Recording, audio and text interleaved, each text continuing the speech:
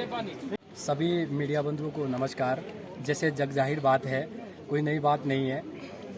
आप सभी जानते हैं कि पिछले 3 साल से जो तथाकथित शराब घोटाले का जो मामला चल रहा है, जो झूठे केस में हमारे शीर्ष नेतृत्व को जेल में डाला जा रहा है, पिछले 3 साल से एक के बाद एक बड़े नेता को जेल में बिठा रखा है।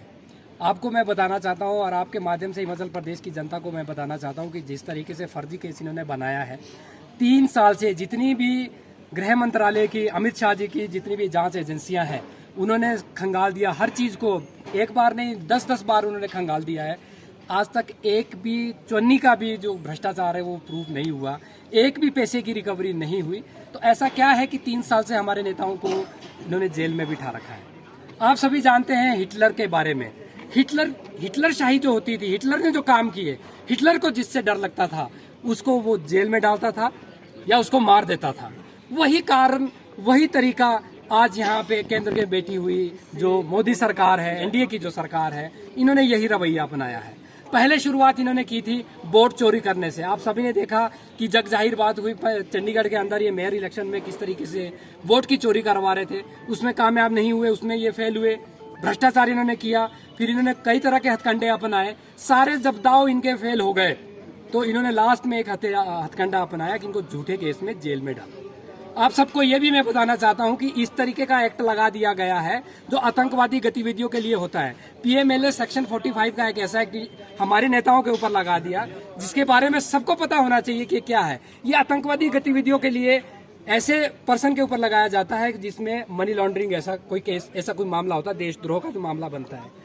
तो हम भी जानना चाहते हैं, आज मीडिया के माध्यम से हिमाचल प्रदेश की पूरी जनता ये जानना चाहती है कि 3 साल से आपने हमारे नेताओं को अंदर बिठा रखा है, आज तक पई भर की, चुन्नी भर की रिकवरी नहीं हुई है। फिर भी आप लोग जो है जमानत, निचले कोर्ट ने, लोअर कोर्ट ने जमानत दे दी, सुप्रीम कोर्ट ने जमानत दे दी, फिर भी आप हमारे नेताओं को बाहर नहीं आने देना चाह रहे, क्योंकि सबसे बड़ा डर इनको यही है कि कहीं ना कहीं हमारे हाथ से सत्ता चली जाएगी। तो ये जो मोदी और शाह का जो डर है ये इनको सता रहा है, पर ऐसा नहीं है। सत्य में वो जयते, हमेशा लास्ट में सत्य की जीत होगी। और जिस तरीके से हमारे नेता इनके आगे नहीं झुके, अगर भ्रष्टाचार की बात है तो मैं बताना चाहता हूं कि भ्रष्टाचारी सारे आज भारतीय जनता पार्टी के अंदर चले गए, या ऐसे बहुत सारे लोग हैं जिनको MP MLA इन्होंने बना दिया। पहले इन्वेस्टिगेशन होती है, पहले 3 महीने जांच होती है, उसके बाद भाजपा में उनकी ज्वाइनिंग करवाई जाती है और चुनाव के दौरान में उनको टिकट देके MP या MLA बनाया जाता है। भ्रष्टाचारी तो सारे वहां पे बैठे हैं। हमारे नेताओं ने ये कबूल नहीं किया, हमारे नेताओं ने भाजपा में जाना कबूल नहीं किया, इसलिए उनको जेल में डाला जा रहा है। और आज भी हमारे जो और सेकंड लाइनर नेता जितने भी हैं उनको भी सबको प्रताड़ित किया जा रहा है। हमें भी सबको डर है कि भाई इस तरीके से जो है एक एक करके डालेंगे, पर हम डरने वाले नहीं हैं। हम भगत सिंह जी के चेले हैं। भगत सिंह जिस तरीके से सूली पे चढ़े थे, उस तरीके से आम आदमी पार्टी का एक एक कार्यकर्ता अपनी जान निछावर करने के लिए है, देश के ऊपर सब जानते हैं कि जैसे शुगर का लेवल बढ़ना शरीर के लिए घातक होता है, उसी तरीके से शुगर का लेवल डाउन होना भी घातक है। यहाँ तक डॉक्टर ने ये बता दिया कि जिस तरीके से पिछले कुछ दिनों के अंदर 36 से ज़्यादा बार जो है उनका शुगर लेवल 50 से नीचे चला गया है। तो डॉक्टर ने अपनी रिपोर्ट में खुद ही लिखा है ये चीज़ें कि अगर बार बार इसी तरीके से शुगर लेवल अगर किसी व्यक्ति का डाउन जाता है तो वो कोमा में जा सकता है, उसकी अचानक मृत्यु तक हो सकती है। तो उस तरीके का जो षड्यंत्र जेल के अंदर भारतीय जनता पार्टी की जो ये सरकार है, गृह मंत्रालय के अंदर पुलिस है, तिहाड़ जेल है, सारी चीजें उनके अंदर है, अमित शाह इसके मंत्री है। तो ये जानबूझकर एक जो कॉमन कैदी को जो सुविधाएं मिलती हैं, जो स्वास्थ्य सुविधा मिलनी चाहिए, आज वो अरविंद केजरीवाल जी को नहीं मिल रही है। आज हमारा ये जो धरना करने का जो प्रोटेस्ट पूरे देश के अंदर जो आज ये विरोध प्रदर्शन हो रहा है, इसी बात को लेके है कि कम से कम अगर आपने उनको जेल में डाला है, झूठे केस बना के आपने हमारे नेताओं को जेल में डाला है, तो कम से कम एक नॉर्मल कैदी की जो सुविधा है वो तो उनको मिलनी चाहिए।